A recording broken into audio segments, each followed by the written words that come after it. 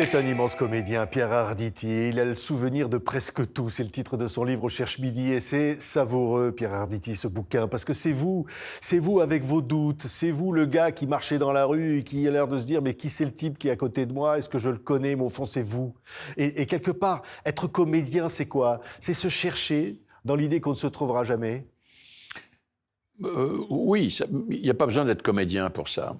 Une grande partie de mes congénères se cherchent, quelquefois se trouvent et quelquefois souvent ne se trouvent pas. Être comédien, ça aide, voilà, Oui. parce que ça désinhibe. Moi, je fais un métier où on se désinhibe, on s'amuse à être d'autres gens et en fait, on s'amuse aussi à être soi, tout simplement. C'est un métier qui aide, voilà, à se trouver. Voilà, pas à se perdre, mais à se trouver. Oui. Voilà, mais c'est pas le seul métier où on peut faire ça. Oui. On peut tourner des boulons d'huître et se poser des questions métaphysiques dans la rue quand on sort de son boulot. Mais enfin, comme disait l'autre, avoir des problèmes métaphysiques, c'est acceptable à condition de ne pas avoir de problème d'argent. Oui, c'est ça. Mais au fond même, j'ai presque l'impression que ça guérit de la perte, de l'idée même de la mort, de la fin des choses. Et vous le dites dans ce livre, au fond, être sur scène. Oui, oui. Être sur scène parce que la mort n'existe pas dans ces cas-là, parce que moi je passe de vie en vie, qui sont parfois un peu les miennes, parfois pas du tout. C'est comme ça. Donc, et quand j'ai l'air de mourir, je me relève et le public applaudit. Donc c'est en toute impunité qu'on fait ça. Donc effectivement, c'est un endroit où on est à l'abri du malheur. Voilà. Alors qu'est-ce que vous voulez de plus? C'est un métier génial quand on peut y parvenir. Ce que j'ai la chance d'avoir fait, j'y suis en gros à peu près parvenu. Donc ça me rassure, voilà, et ça me met un voile sur ce qui m'attend et que je n'ai pas envie de voir. Oui, mais en même temps, vous dites tout le monde est star aujourd'hui. Vous n'avez jamais voulu être star, Pierre Arditi. Vous dites les stars, c'est Brigitte Bardot, c'est Alain Delon, c'est Brigitte, votre amour d'enfance, on va dire. Hein. Mon amour tout court, oui. Mon amour tout court, elle est merveilleuse. Bon, enfin, star, on ne décide pas de devenir star. On peut décider de devenir un acteur ou une actrice. Star, ça ne s'apprend pas. Une star, qu'il soit femme ou homme, c'est quelqu'un d'extraterrestre. Vous l'avez ou vous ne l'avez pas. Dans le livre, il y a 2 souvenirs, et de Brigitte Bardot et d'Alain Delon. Il y en a quelques autres aussi. Ça ne veut pas dire qu'ils sont des acteurs plus grands que les autres, quoique. Hein. On a toujours dit Brigitte Bardot ne sait pas jouer, c'est faux. Oui, notamment dans La Vérité de Clouzot, vous le dites. Hein. Par exemple. Mais ce n'est pas le seul. Hein. Et puis, quant à Delon, on dit oui, il est beau, comme ça tu parles. Essaye de faire le samouraï et Monsieur Klein en même temps, puis on va voir ce que c'est qu'un acteur. Non, ça ne s'apprend pas. C'est autre chose. C'est Noiret qui disait, parce que je raconte cette histoire où je suis allé dans le studio de Biancourt, j'étais tout jeune, j'essayais de donner des photos pour essayer de travailler dans un film, ce que je n'ai jamais pu faire d'ailleurs. Et à un moment donné, elle est entrée, elle était au sommet de sa beauté, elle devait avoir, je ne sais pas, 25 ou 26 ans. Et dans cet endroit où les gens, les machinaux, les machins, tout le monde bouffait dans un bruit épouvantable, elle est entrée et tout le monde s'est tu. Il y a eu une sorte de silence parce qu'elle est entrée et que la vision était divine au sens pur du terme. Bon, et ben quand quelqu'un peut provoquer ça vis-à-vis du monde autour, c'est effectivement, ça c'est une star. Et Noiret me disait, moi quand je rentre quelque part, si les gens sont en train de manger, ils lèvent les yeux, quelquefois ils me font un sourire, puis ils continuent de manger. Ça n'a rien à voir. On ne décide pas d'être une star, on peut décider d'être un acteur ou une actrice, c'est pas la même chose. Puis ce mot est complètement dévoyé. Oui. Le camembert star, le cuisinier star, le boucher star, c'est grotesque.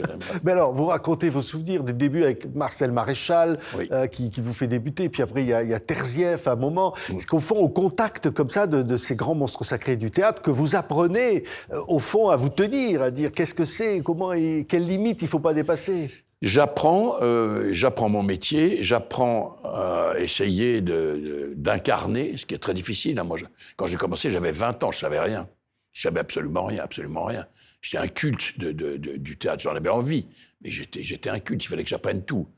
Ce que j'ai fini par faire. J'ai eu la chance de rencontrer des gens, Maréchal, bien sûr, Terzieff, c'est écrit dans le livre où la première fois, il m'auditionne alors que j'ai picolé tellement pour essayer d'avoir du courage que je suis incapable d'aligner seulement une phrase et que je reviens le lendemain parce qu'il me dit « Revenez me voir demain, vous êtes un peu fatigué ». Donc personne n'aurait fait ça. Il l'a fait, lui, et il m'a appris des choses. Donc j'ai eu la chance de rencontrer La chance, en principe, il y a toujours un moment donné où elle frappe à votre porte. Alors, vous êtes capable de l'ouvrir ou pas. Si vous ne l'ouvrez pas, vous êtes foutu. Si vous ouvrez la porte, il y a une petite chance que la chance veuille bien s'occuper de vous. Oui. Voilà. Donc, j'ai effectivement eu cette chance de croiser des gens qui m'ont fabriqué, à commencer par mes parents, qui, eux, sont omniprésents dans le bouquin.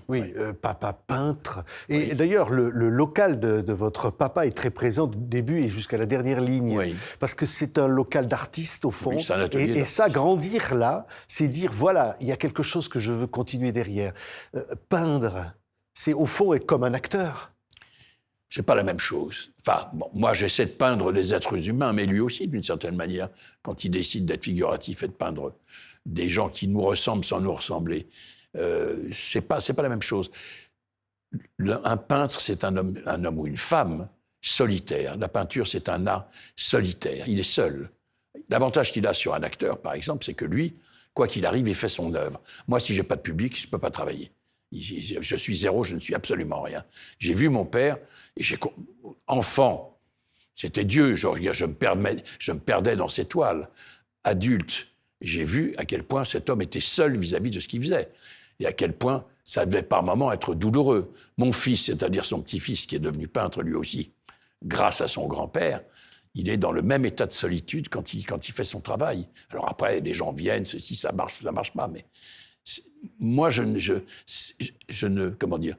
suis pas solitaire.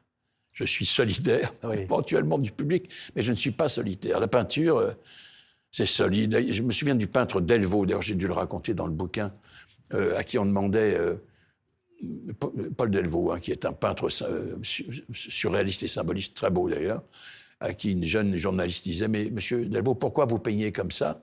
Et il lui avait répondu gentiment « Mademoiselle, si je pouvais vous dire pourquoi je peins comme ça, je ne peindrais pas. » Voilà, c'est très exactement ça. Comme disait, je ne sais plus si Degas, je crois qu'il disait « La peinture, il n'y a rien à comprendre, c'est comme la merde, ça se sent. » Voilà, je revendique cette histoire-là pour l'avoir vécue à travers mon père.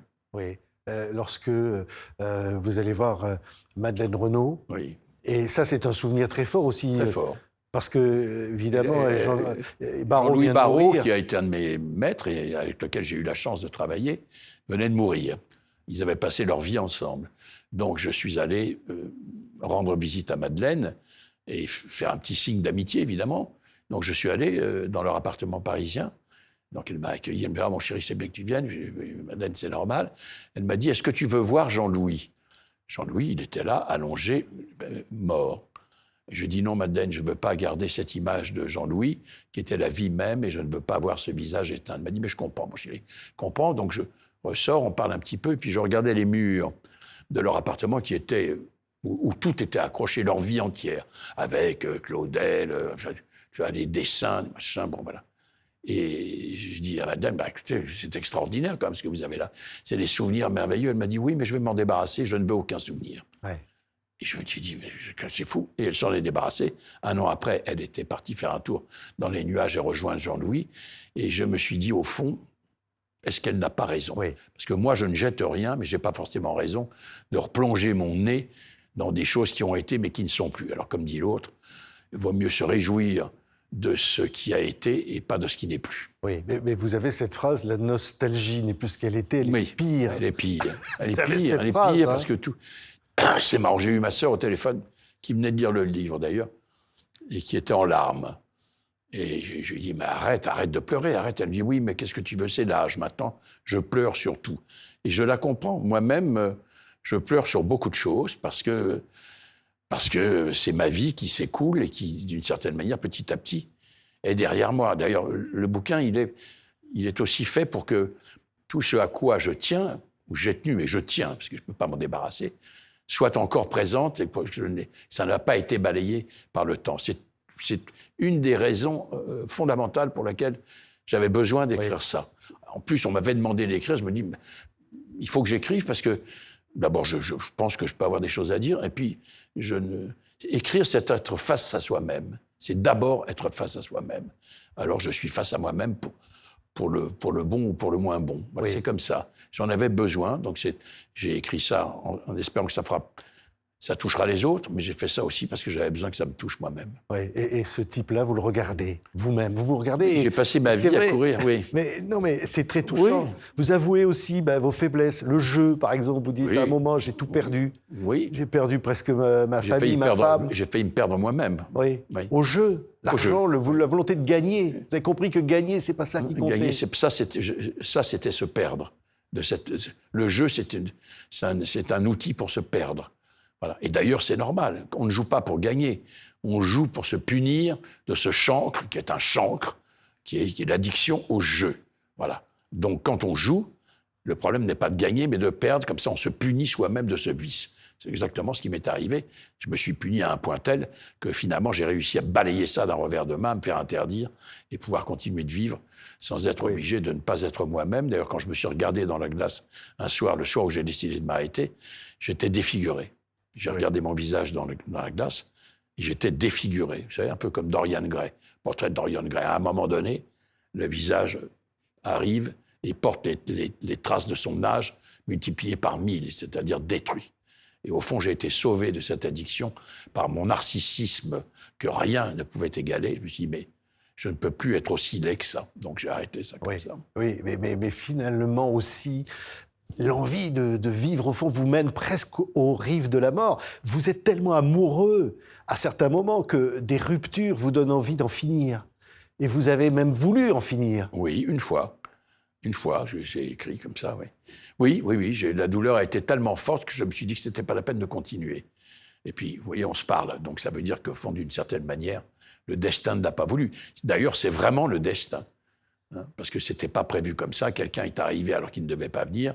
Et on m'a sorti de là d'extrême justesse. Sinon, on ne se parlerait plus. Voilà.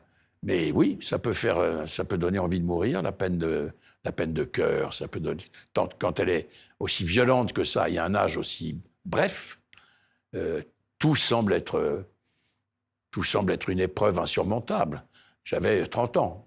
50 ans plus tard, jamais je ne referai ce geste-là pour qui que ce soit. Oui. Boulimique. Non, je ne suis pas boulimique. Arrêtez d'employer cette expression, je l'ai écrit ça aussi. Oui. Je ne suis pas boulimique. La boulimie est une maladie, je peux vous le dire, puisque ça fait 40 ans que je vis avec une femme qui est une ex-boulimique. La boulimie, c'est ouvrir la porte d'un frigo, le vider de haut jusqu'en bas, ou de bas jusqu'en haut, comme vous voulez, d'aller vomir ce qu'on vient de manger, remplir le frigo et recommencer. C'est-à-dire, la boulimie, c'est une volonté de se détruire. Je n'ai pas de volonté de me détruire, depuis toujours. J'ai une volonté de me construire. Et même aujourd'hui, à 80 ans, je n'ai pas fini de me construire. Le fameux bonhomme derrière lequel je cours depuis le début de ma vie, c'est moi, sans doute. Et quelquefois, je l'atteins et quelquefois, il me laisse sur place en regardant mon échec personnel. Bon, ben, c'est comme ça, je continue de vivre comme ça. Oui. Pas de mort. Oui. Très touchant dans ce livre, c'est évidemment la perte de vos parents. Hein, votre père Alzheimer, c'est-à-dire les souvenirs qui s'effacent. Et puis vous, dans un hôpital, au moment où votre maman vous quitte. Et ce sont des scènes poignantes qu'on a besoin de raconter, de partager. Oui, je les raconte. Je me les raconte à moi-même, d'ailleurs, pour ne pas l'oublier. J'espère le raconter à d'autres gens qui, probablement, pourront se projeter là-dessus. Il y a toute une série de choses dans ce bouquin. Je le dis très peu modestement, mais je ne suis pas modeste. Mais je pense qu'il y a un certain nombre de choses qui sont des choses très personnelles. D'ailleurs, les gens qui me connaissent découvriront des choses qu'ils ne connaissent pas. Mais je pense aussi que ça devrait parler à un certain nombre de gens qui ne sont pas moi et auxquels sont des échos que j'envoie, des échos de libération en ce qui me concerne, et pour eux peut-être des échos qui leur serviront à quelque chose. Tout n'est pas noir dans le livre. Hein. Il y a des choses qui sont des déclarations d'amour à mon père, à ma mère, à ma sœur, tout ça, ça a illuminé, et ça illumine toujours mon existence. J'ai toujours dit que mon père et ma mère étaient dans mes valises d'acteurs. Oui. Et d'une manière très, très perverse. Quand j'ouvre ma valise pour incarner un personnage, il m'est arrivé des centaines de fois d'enterrer mon père ou ma mère, ou les deux en même temps, pour me déchirer l'âme, mot que j'emploie à longueur de journée alors que je suis un athée. Mystique, mais un athée quand même. Oui, vous dites « je ne crois pas en Dieu », mais je n'en suis pas sûr. Mais je n'en suis pas sûr. Oui, je ne crois pas. Je ne crois pas en Dieu en ce qui me concerne. J'ose y croire en ce qui concerne mon père et ma mère. Et je me dis toujours qu'à un moment donné, ils me feront un signe du coin de la rue. D'ailleurs, ici, on est très près de l'endroit où mes grands-parents ont vécu, Place Wagram, à côté, oui. Et voilà. Et je ne sais pas pourquoi, je projette ça sur mes parents, en me disant un jour, de ce côté-là, sur la place, ils me feront un petit signe pour me faire savoir qu'ils sont encore là. J'ai encore 2 minutes pour vous raconter un truc. Oui, voilà. avec plaisir, un jour, Pierre. je l'ai pas marqué, je l'ai pas écrit dans le livre, ça m'est pas venu, ça m'est revenu il y a quelques jours seulement. Je jouais au théâtre, il y a 3 ou 4 ans, je pense. Je jouais avec mon copain Michel Leb, un truc qui s'appelait Compromis. Et on commence à jouer, et je joue, puis tout d'un coup, parce que vous savez, on dit toujours qu'on ne voit pas le public. On ne voit pas, mais on le devine. Et quelquefois, d'ailleurs, même on le voit sur les quelques premiers rangs. Je regarde comme ça et je vois mon père et ma mère, au 4e rang, au 5e rang. Mon père et ma mère, l'un à côté de l'autre. Alors je me dis, j'ai des sosies, je suis con, je continue de jouer, puis je suis quand même attiré comme un aimant, je regarde, c'est mon père et ma mère. Alors ça me perturbe beaucoup, et à un moment donné, je ne joue que pour eux. Que pour ce père et cette mère, ou cet homme et cette femme. Voilà, donc ça me bouleverse. À la fin, le spectacle est fini, on salue, la lumière revient, et ils ne sont pas là. Ils ne sont plus là. Donc, est-ce qu'ils sont venus? Est-ce que c'est un signe de là-haut? Est-ce qu'ils ont voulu me rassurer sur le fait qu'ils n'étaient pas très loin de moi? Je ne sais pas. Ils m'ont fait ce cadeau éphémère qui est devenu immortel pour moi. Oui, c'est magnifique. Alors, c'est vrai, vous parliez de cette valise.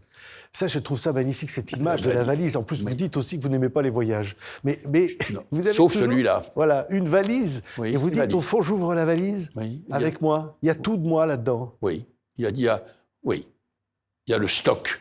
Moi, j'appelle ça un stock. Et d'ailleurs, quelquefois, quand je travaille toujours beaucoup, mais je suis quand même devenu un peu plus raisonnable, comme on dit, enfin, si on peut appeler ça comme ça. Avant, je tourne, je joue, je lis des textes. Bon, maintenant, je fais ça une chose après l'autre, plus en même temps. Ça, c'est fini, je peux plus. Je veux plus. Et donc, là-dedans, la valise, elle est la somme de ce que j'ai traversé, de ce que je traverse, et sans doute de ce que je traverserai.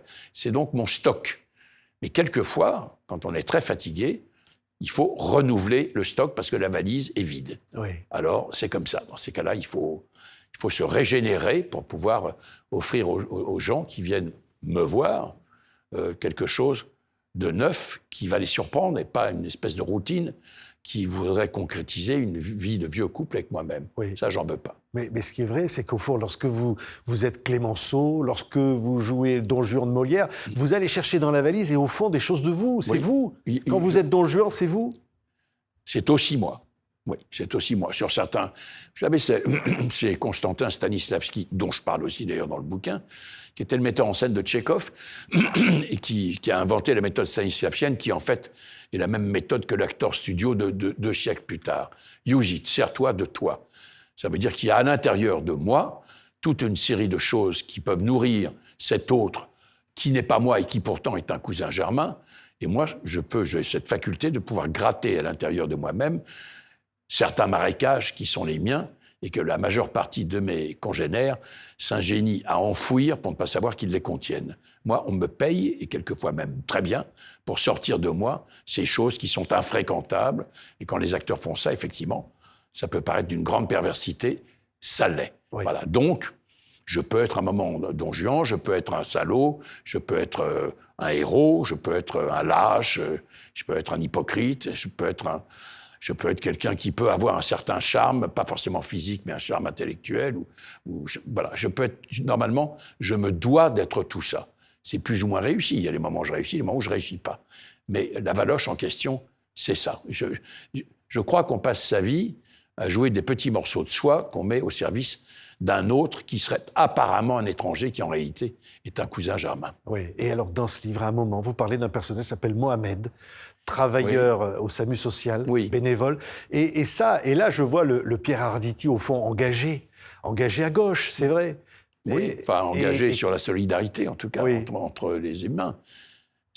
Oui, Mohamed, je l'ai vu à la télévision, il faisait partie du SAMU social, et donc il essaie de convaincre un SDF qui est réfugié dans une cabine téléphonique parce qu'il y fait moins froid. Il essaie de le persuader de le suivre, ce Mohamed en question, pour qu'il l'emmène dans un endroit où on va lui servir un repas, où il sera au chaud. Le fameux interlocuteur ne veut pas y aller. À un moment donné, on sent qu'il hésite tout de même, Et puis finalement, le Mohamed, il a une voix d'une douceur infinie. Il essaie vraiment, non pas de lui dire « viens, viens, viens ». Non, il essaie de trouver des arguments tendres et doux, dans une époque qui ne l'est pas du tout, pour essayer, au fond, sinon de lui sauver la vie, en tout cas de lui sauver un morceau de sa vie. Finalement, il échoue. Il repart, mais comme s'il était, lui, le responsable de cet échec. Et je me suis dit, bien, si Dieu existe, il s'appelle Mohamed. Oui. Voilà. C'est ça. C'est resté gravé chez moi pour toujours. Je n'ai jamais vu quelqu'un déployer, c'est même pas de la solidarité, c'est de l'amour pour son prochain. Ça, c'est christique, voilà. Oui. Alors, je me dis, peut-être qu'après tout, j'ai tort de ne pas croire en Dieu. Peut-être qu'il est venu sous la peau de Mohamed et qu'il essaye son truc, et quelquefois, Dieu n'arrive pas à ses fins. Mais ça veut dire, je disais, c'est le Pierre Arditi engagé. Ce qui fait vous dire, vous voterez toujours à gauche? Vous serez toujours cette gauche d'aujourd'hui? C'est ma sensibilité politique. Je ne cautionne pas toute la gauche d'aujourd'hui. Si vous voulez, je ne rentrerai pas dans les détails. Vous faites-en la conclusion que vous voudrez. Voilà. Il y a une gauche pour laquelle vous ne voterez pas? Non, je ne vote pas pour les extrêmes, qu'ils soient de droite ou qu'ils soient de gauche. Voilà. Il y a une gauche à laquelle j'appartiens, enfin ma sensibilité appartient, et je regrette profondément de ne pas la voir d'une manière plus, plus satisfaisante. J'ai connu une gauche plus engageante et plus créatrice. Je vois pour le moment des gens qui, d'une certaine manière, ne luttent que pour un ego démesuré dont je me passerais volontiers. Voilà, je le regrette, ça ne m'arrange pas du tout. Et je pense qu'il y a une bonne partie des gens qui pensent un peu comme ça, que ça n'arrange pas du tout non plus. Mais qu'est-ce que vous voulez? On est comme ça, peut-être ça s'arrangera sûrement, peut-être je ne le verrai pas. On vit dans une époque dont une partie de cette époque, je ne pensais pas la voir de mon vivant. Visiblement, je vais y être contraint. Alors, c'est vraiment pas du tout l'époque que vous auriez voulu voir. Non, je sais pas, apparemment, si on entend les choses, mais on voit bien que ça ne se passe pas bien pour le monde en ce moment. Alors, pas seulement politiquement, mais aussi dans des dangers qui nous menacent, comme quelque chose qui s'appelle la guerre. Est-ce que c'est une réalité Pardon. Ou c'est un fantasme? Je n'en sais rien. Il n'empêche que le monde autour est menaçant. Ça, on ne peut pas faire l'autruche là-dessus. Est-ce que j'ai envie de voir ça? Non. Oui. Comme tout le monde, je n'ai pas envie de voir ça. Ce monde-là, on a vécu 80 ans en paix. J'ai cet âge-là, donc je ne l'ai pas connu. Me voilà, comme nous tous, plongés vers cette menace. Je ne peux pas dire que ça me satisfasse. Oui, mais lorsque vous voyez des millions de personnes qui sont prêtes à voter pour le RN, par exemple, pour Bardella... Ils font ce qu'ils veulent. Oui. Je n'ai pas de leçon de morale à donner. La seule... Comment dire? Le seul ennui que j'ai par rapport à ça, c'est que ça n'est pas, pour être poli, ma sensibilité politique. Ce qui est de ma sensibilité politique et humaine, simplement, c'est qu'un parti comme ça qui regroupe plus de 12 ou 14 millions d'électeurs, je me refuse à penser que ces 12 ou 14 millions d'électeurs sont soit des fascistes, soit des salauds. Ils se tournent de ce côté-là parce que probablement et antérieurement, ce en quoi ils avaient foi les a déçus. Et je peux comprendre. Il y a des choses qui n'ont pas été... Alors, tout le monde ne peut pas tout réussir, mais là, honnêtement, il y a des choses qui ne sont pas de leur fait et qui sont du fait de ceux qui les ont précédés, qu'ils soient de droite ou qu'ils soient de gauche. Ou on regarde ça en face, ou on se trompe soi-même. Et être de gauche, eh bien, en mon sens, c'est d'avoir le courage de ne pas toujours être d'accord avec les siens, ce qui est mon cas. Je ne peux pas vous dire plus clairement ce que je ressens. Oui. Voilà. Et des images très fortes, des mots très forts dans ce livre, quand vous retournez à l'atelier de peinture de votre père. Et au fond, vous dites cette phrase, les objets, les choses ne changent pas, c'est nous qui changeons. Oui. Et au fond, est-ce qu'il faut s'en réjouir, au fond? Et vous dites, au fond, oui, parce que ça prouve qu'on est vivant. Ça prouve qu'on est vivant. En même temps, il y a des choses dont on a du mal à se réjouir. Ce que je viens de raconter de ce que devient le monde en ce moment, en tout cas. Et puis, il y a des choses dont on peut se réjouir, effectivement. C'est encore d'être vivant, même pour faire face à des choses aussi menaçantes et non souhaitables. Mais il y a aussi un truc qui s'appelle la vie, ou la survie, appelez ça comme vous voulez. Et rien ne vaut la vie, comme disait l'autre. Mais la vie ne vaut rien, mais rien ne vaut la vie. Voilà. Je pense profondément ça. Oui. C'est ce que chante Alain Souchon. Pardon ? Rien ne vaut la vie ne vaut rien, mais rien ne vaut la vie, c'est ce que chante Alain Souchon. Oui, enfin, c'est pas lui qui a trouvé la phrase. Hein. Si je me souviens bien, c'est Malraux. Mais il a raison de chanter ça. Il y a de la malice aussi, il y a des rires derrière tout ça. Il y a heureusement des choses qui ne sont pas... Je voudrais pas qu'on pense que c'est un livre négatif. J'ai 2-3 coups de gueule sur des choses totalement anecdotiques. Et qu'on aime sur bien, la d'ailleurs, cuisine, pince à épiler ou des trucs comme ça. Ça n'est pas un livre pessimiste, c'est un livre, effectivement, en partie nostalgique, en partie, comment dire, oui, émerveillé par ce qui s'appelle la vie. C'est vrai que je n'ai aucune envie de la quitter, même si je sais que ça va arriver. La mort ne me fait pas peur, elle m'emmerde, simplement. Voilà, c'est tout. Mais c'est un livre qui, d'une certaine manière, est tendre et comment dire, et en attente de ce que la vie peut réserver de meilleur. Il y a des moments où elle est moins bien, il y a des moments où elle est merveilleuse. En tout cas, rien ne la vaut à part elle-même. Merci. Pierre Arditi, en toute liberté, le souvenir de presque tout. Je vous recommande ce bouquin au Cherche Midi. C'est vraiment tel qu'on l'aime et tel qu'on l'entend, cette voix unique qu'est Pierre Arditi. Merci beaucoup d'avoir été notre invité. C'est moi.